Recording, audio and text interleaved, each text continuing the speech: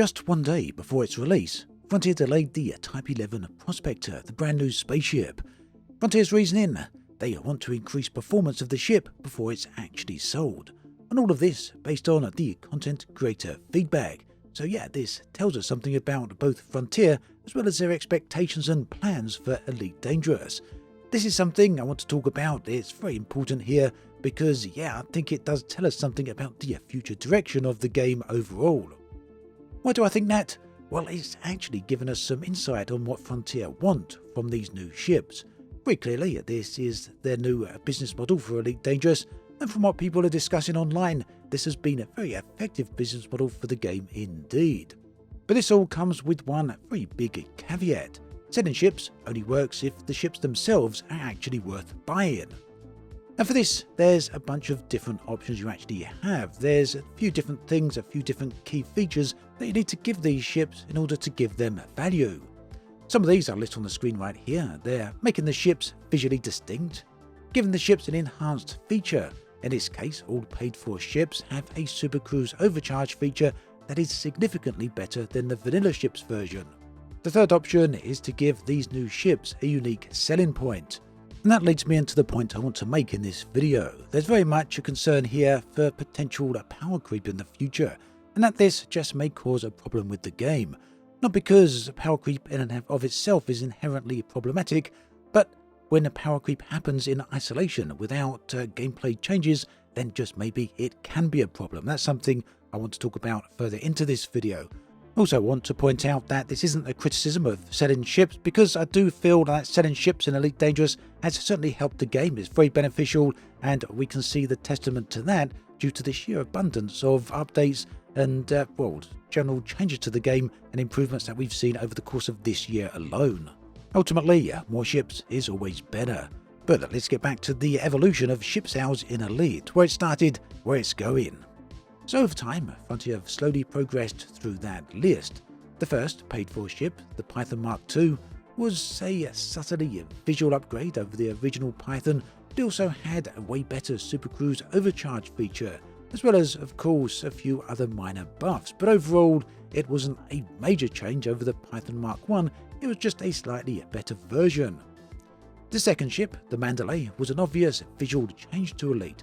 Lovely looking ship, truly beautiful, and I'm sure many people purchased it for that alone. Of course, it also had a very good jump range, being an exploration ship. Eventually though, we got through the list of ships to the long-awaited Panther Clipper Mark II, and by this point, it's no longer just about aesthetics or the Super Cruise overcharge feature. What it comes down to here is what benefits the ship itself actually brings. In this case, a huge cargo hold that is significantly larger than that of vanilla ships. In other words, Frontier are progressing along that list of must-have features, focusing increasingly their attention on the unique selling point rather than just visual aesthetics or minor enhancements. In other words, there's an underlying tone here that these ships must be better than vanilla ships, and that makes sense, right? After all, if you're going to pay for them with real-world money, then they need to be worth that money. It naturally follows then that Frontier as a company, if they want to provide players with that value, then they'll really be focusing on ship sales as a business model. Of course, don't get me wrong, more ships does have a lot of benefits. We all want new ships, and obviously a lot of vehicles in the game means more choice, more flexibility, and potentially broader gameplay as well. In fact, such is the case with a lot of other games. There's a lot of games out there that have a huge ton of vehicles, and one such game is War Thunder. And that is today's sponsor of this video, so here's a word about that. War Thunder is among the most comprehensive vehicle combat games ever made.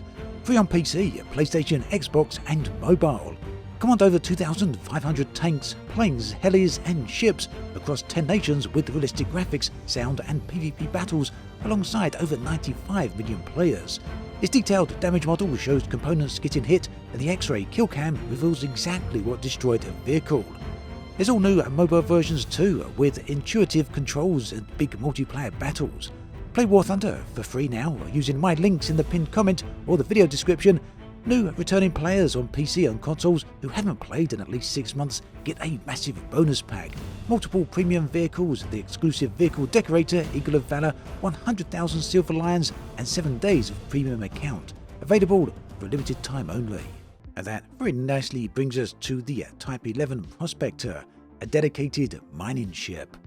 With this being a dedicated mining ship, it's reasonable that players expect it to be better at mining than all other ships, right? After all, the Panther Clipper is a cargo hauler and it is way better at doing this than all other previous ships. Unfortunately, it turned out that this is not the case for the Type 11. We know this because some people have hands-on with it. Whilst the ship itself isn't available just yet to the wider player base, Frontier have given access to the partner program. So that means I have access to the ship, as do many other YouTubers and streamers. They've tried it, they've reviewed it, and some have given their feedback. The general takeaway is that the Type 11, despite having unique mining capabilities, is no better at mining than other ships in the game. It's just different. And for many, that is a problem, because it brings up the question, why should I spend my money on it? So Frontier have heard that concern loud and clear. They delayed the release of the ship in order to improve its capabilities. And that, right there, tells us something about the future direction of Elite Dangerous. Very clearly, it tells us that Frontier are escalating the capabilities and power of each ship they release. Naturally, this opens up concerns about power creep. After all, if Frontier plan on keeping Elite running for another year, another 2 years, another 5 years, or who knows, maybe even another 10 years, and then over that time, they will constantly be introducing new ships. So let's talk about the precise changes that Frontier are going to be making to the Type 11 after the feedback they've received that it's not quite good enough, not quite worth the purchase as it stands right now. So firstly, they're going to be rebalancing the Prospector's mining stats, which includes increasing the fragments per second from mining and increased the limpet speed, as well as, well, a few other things as well. It says and more here. So very clearly they want to improve how efficient this ship is at mining, and it looks like they're focusing on a number of different areas in order to achieve that. They want to increase the speed that you can gather fragments, so either this will just be simply faster, the fragments will break off faster, or it'll be a volume, more fragments to break off in a single go. They also want to increase limpet speed, which means that you'll be able to gather the various different fragments you're breaking off and have them returned to your cargo hold much faster. Other areas they're working on is increased controller limpet count, so you'll be able to send out more limpets, increased chances of enriched chunk spawning, so not only will you be able to gather chunks faster, but you'll be able to get higher quality chunks as well. And then there's reduced mining volley repeater spread. This one less about the balance, I guess, more about the aesthetics or keeping the weapon focus. That may be a little bit better for surface abrasion.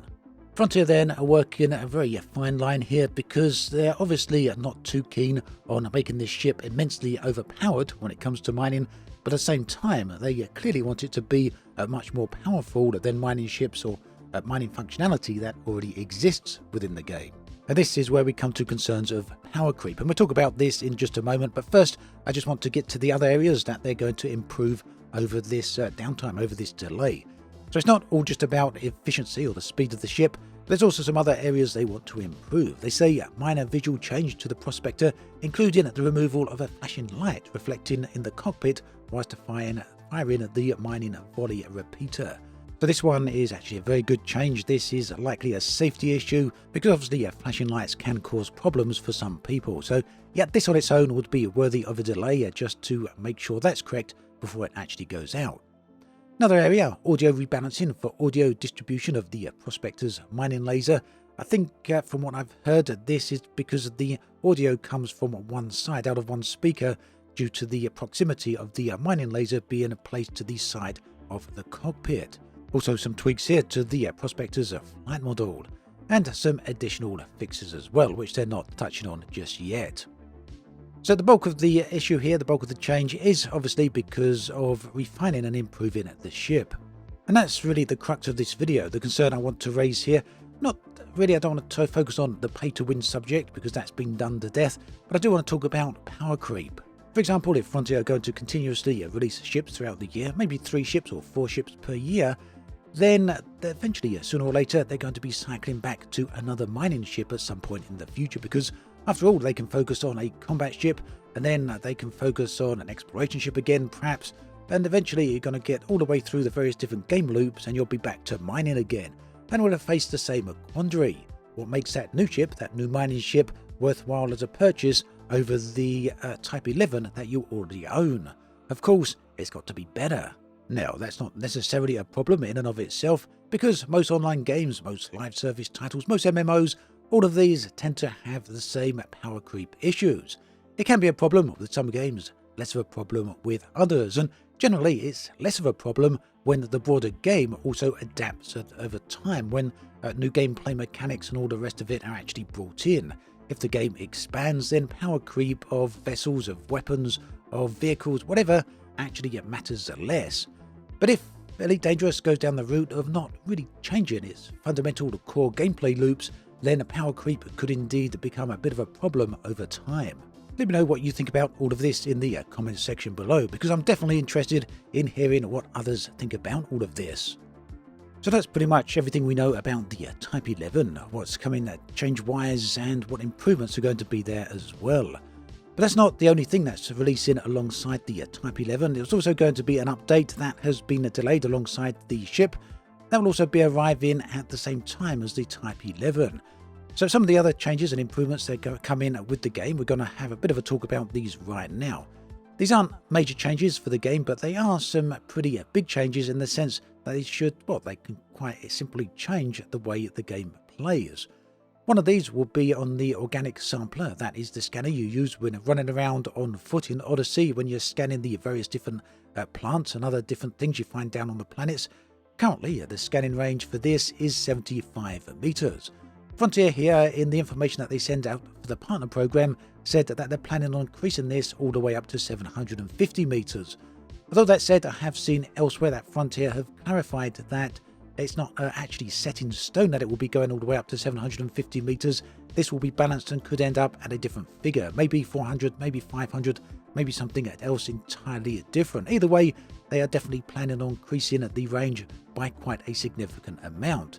This, I think, is going to be very good for people who like running around on foot and scanning various different organics down there on those planetary surfaces, because, yeah, this should save you some time. And I'm all about saving time when it comes to online games. I really don't like artificial time gates or unnecessary grinding. There's also a change coming to colonization. Colonization, of course, was the feature that came with the update earlier in the year called Trailblazers. It allows players to have starports, space stations, and service ports constructed, and they can supply the resources for those efforts, along with other people that may want to assist or help with that. Now, one thing that Frontier are going to be changing here is, they say very specifically, I don't know more information than this, but that colonization and construction efforts and the fully constructed facilities can now be demolished or cancelled. So the cancelled bit is very clear. That likely means that anything that's currently in progress, you can cancel and stop. The deconstruction, the demolished issue, though, is very interesting here, because it suggests that any space stations that are already fully built, you can now have demolished. That seems a little bit odd. I'd like to hear more information about that, but unfortunately don't have any more details on that just yet, and I'm very keen to see how that will actually take place. Another thing here is that colonization commodity requirements will now be listed when selecting the system on the galaxy map or selecting the facility on the system map, and that, of course, is very, very useful to anyone who wants to go and help out supplying the requirements, the materials needed for these outposts. You'll simply be able to see what's required without travelling to them. All of these things, again, go back to that statement I made about seeing a reduction in unnecessary time gates or grinding. This is quality of life, and it's very welcome indeed. And finally, another thing that Frontier are introducing here, they say alongside the upcoming update, we'll also be introducing a new tool which will allow commanders to change their names at a cost of 500 arcs. I've also seen elsewhere that this will be coming with a 7-day cooldown, so once you've changed your name, you'll have to wait 7 days before you can change it again. So quite a lot of changes coming to Elite Dangerous then, and we should see this update released very soon now. Looking forward to seeing it actually, because I'm very curious to see how the Type 11 actually pans out. Thanks for watching this video all the way through. Thanks again to War Thunder for sponsoring this video. Play free on PC, PlayStation, Xbox and mobile with my links in the pinned comment or video description. New or back after 6 months on PC and consoles, grab the limited massive bonus pack with premium vehicles, the Eagle of Valor Decorator, 100,000 lions and 7 days of premium.